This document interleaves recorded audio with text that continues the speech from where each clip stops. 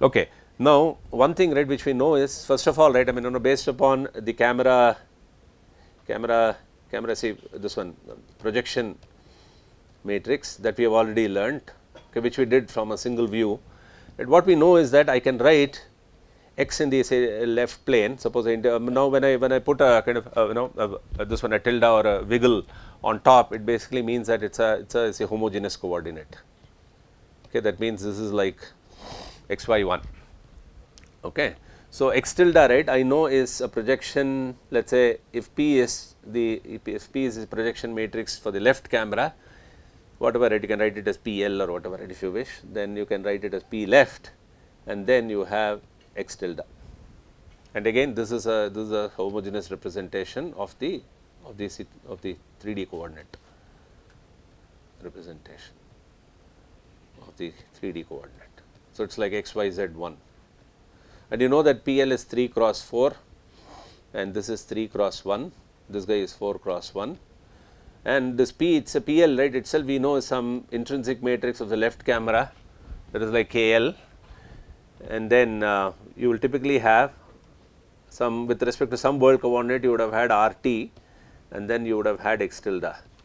But now we are assuming that the world coordinate is centered at what do you call, centered at this first camera, and therefore, this just simplifies to KL I 0 x tilde.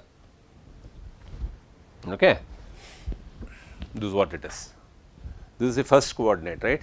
And suppose by some means, right, suppose I knew where was his, okay, anyway, right, let us just see where the second guy will go.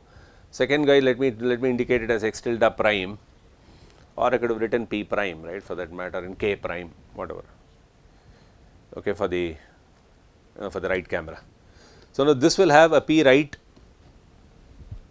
matrix, a projection of the right camera, projection matrix corresponding to the right camera, acting on the same guy, x tilde, and that we can write as K right and then some RT, right, because that is somewhere else, the event center of that camera, x tilde. Okay, this we know, right, this we understand. Now, what we want to know is this right, epipolar geometry. This comes from our single view thing.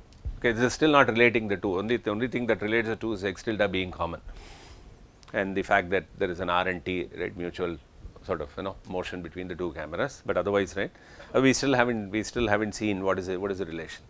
Now, if you kind of go back to this thing, right, what you find, for example, right, what you find is if you do a back projection, right, if you go back on this ray, right, now what we know is I do not know where to stop, right, because I do not know where that x is. But one thing is clear, right, if I try to do a projection of each of these points, right, I mean, it has got to be one of these, right, it has got to be one of these points. But if I try to act my P right, which is that projection matrix that I showed.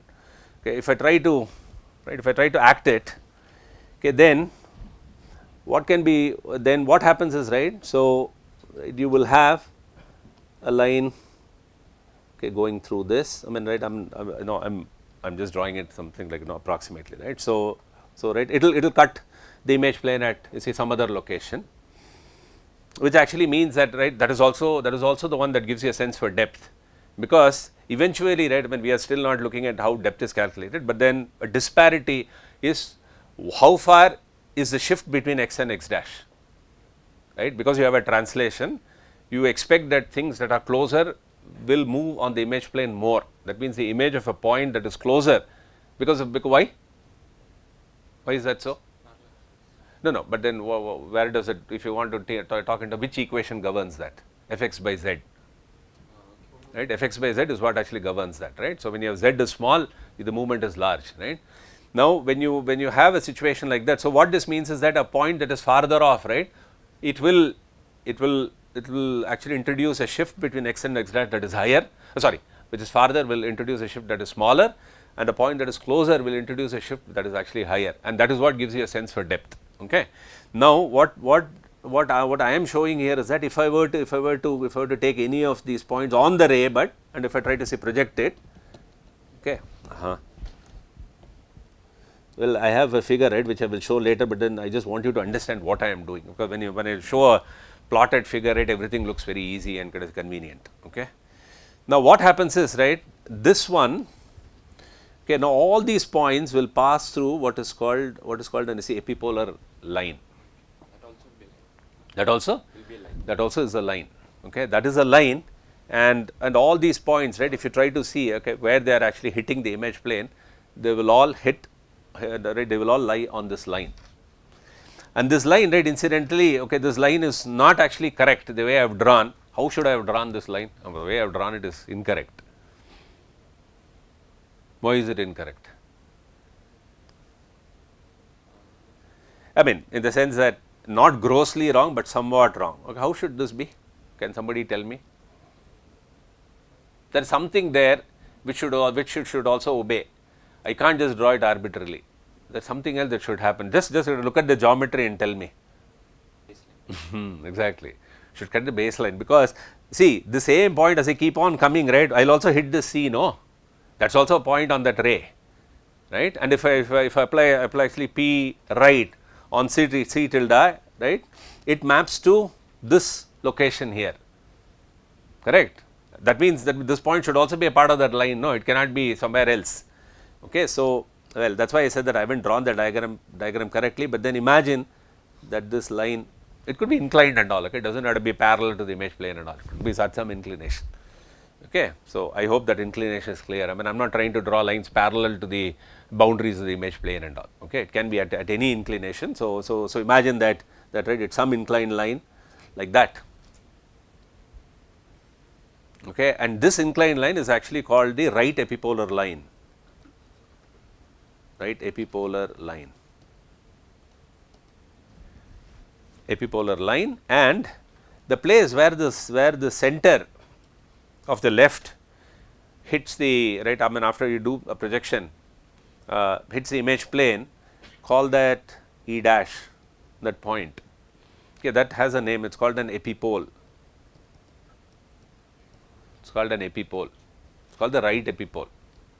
And similarly, right, you can also imagine that out here, right, there should be a left epipole.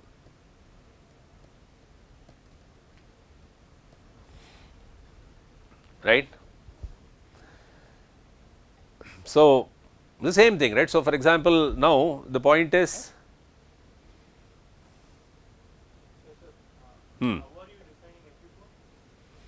epipole is well, I mean, I thought I will talk about it down the line, but it is something like this. What do you think it should be? E dash is equal to, what should it be? You tell me, no? What can it be? I mean, it cannot be anything else. P right, projection of P right acting on C. That is the only way you can write it. And E should be P left acting on C dash. Right? Okay, that is the way you say. I mean, just like we did X and X tilde, no, that was some 3D point in the world. C is another 3D point in the world. Right, map it to the right epipolar, right image plane. It will hit it at E dash, and E dash is simply P right, because it is from the 3D scene onto the right image plane. Therefore, you have to use P right. E is from the 3D world onto the left image plane. Therefore, you have to write P left. You have to use P left, and then but then that is C dash coming onto this, and this is C coming onto the right plane. Right. So, that is the way you define the epipoles. Okay. Now, yeah, let me go to that figure. I think that figure can kind of better explain something else that I want to say. Okay, well, the other thing, right, is also clear. Okay, now before that, right, let us just go and look at this other slide, right, that I wanted to sort of show you. Okay, these are all I am going to share, but then, right, I mean, everything is there in these slides, but let's kind of look at this. See, there is something called the right epipolar plane, right. We talked about an epipolar line, right, which is this guy. So now I think, in this diagram it should probably be more clear now as to what I was trying to draw there. Right. This is the real nice picture, right, not the one that I showed. So here you can see that right, you have this line and it passes through the epipole. And one other thing is that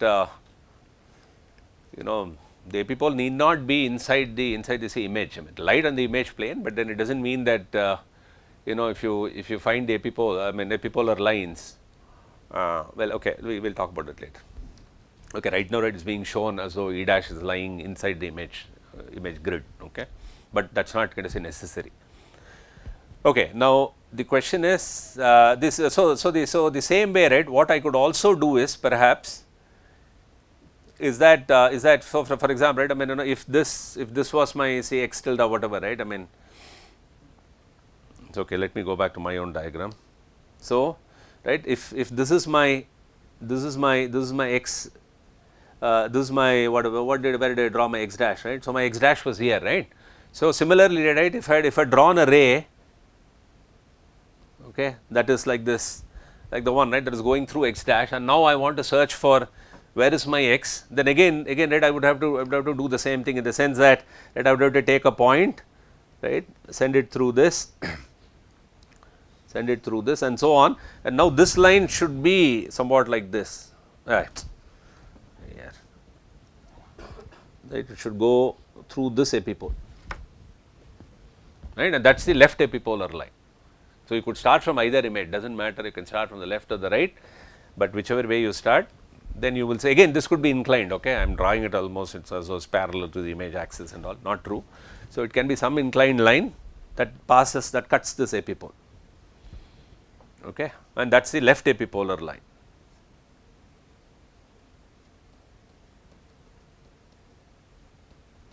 Epipolar line. Then let us go back to this picture now.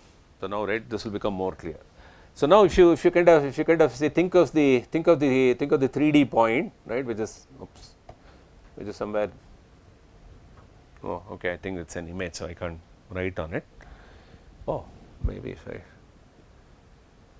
view.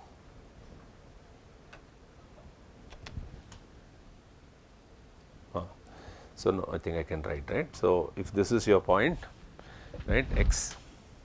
Now, look at the plane, right, that gets formed between O, E, E dash, O dash and x,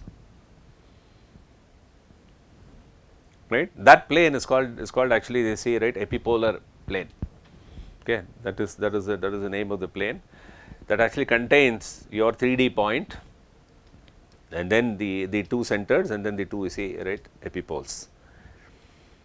Just to know that, right, you have something called an right epipolar plane. Now, suppose I asked you, right, if I had another point, let us say some other point, right, let us say this is some x2, let us say this was x1.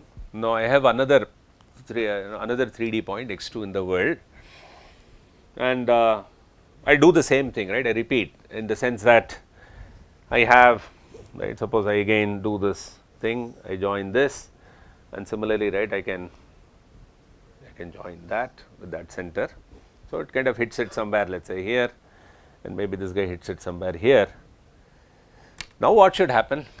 See, again, right, see, after all, right, the job is to find out all such points, right, the depth of all those points. The first thing is that, right, this we are doing in order to understand where to search for, right. This whole exercise of the epipolar geometry is basically directed at knowing where should I look for, right, and of course, we still have not shown how to arrive.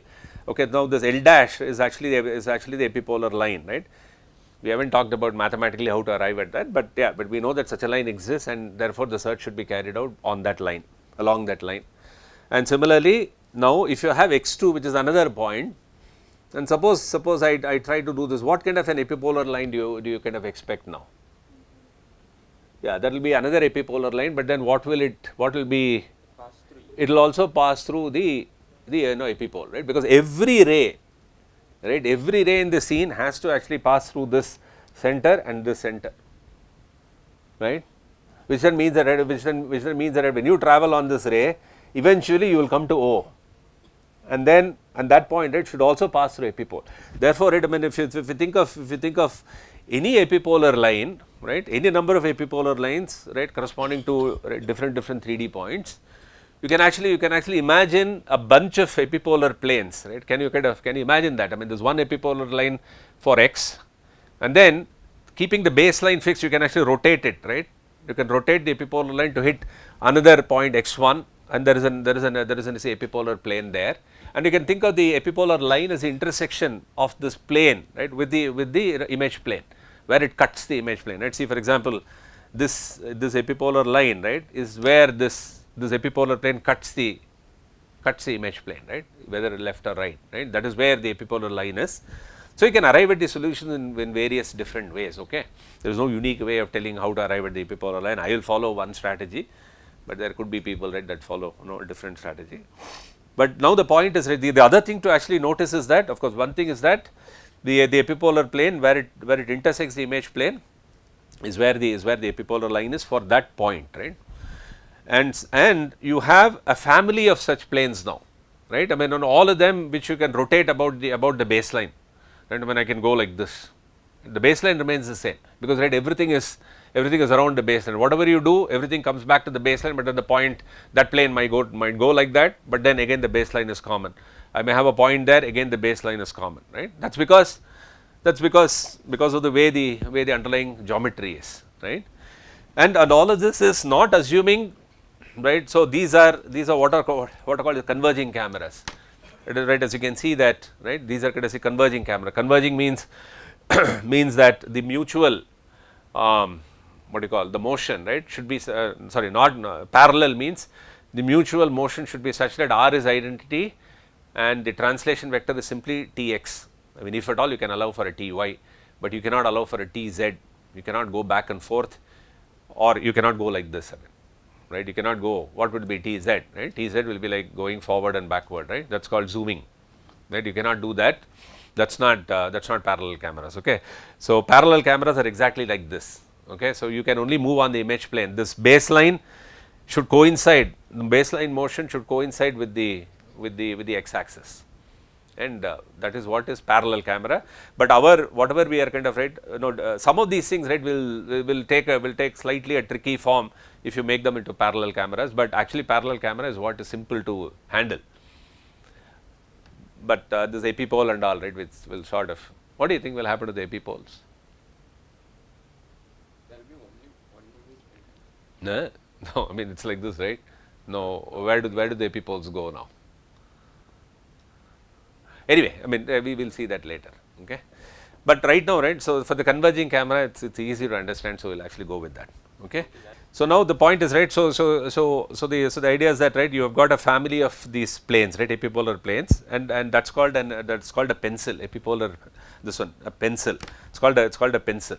Okay, these are all things, right, that are just nomenclatures, right, that we should be aware of, because somebody says epipolar pencil, right, then we should not be wondering what that is, right. So, this epipolar geometry, okay, involves, so this epipolar geometry involves the notion of epipoles, okay, which I have already said what they are, right, and then it involves the notion of epipolar lines. It involves the notion of epipolar planes, and it involves the notion of I think it's epipolar pencil. Let me just check the last one. I think it's called epipolar pencil.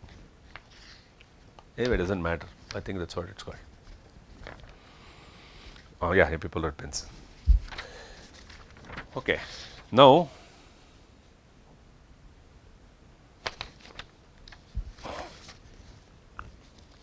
okay, now the point is, right, now we want to kind of look at how to actually relate, right, relate the, I mean, just as kind of homography, right, we related points, okay, across the, say, right, two images, but here, right, we have a complete full blown 3D kind of a situation, but we still want to be able to say something, right. We want to know what would be the condition, right, between these 2 points, right, what they should satisfy algebraically, right. So, now what we want to look at is the algebraic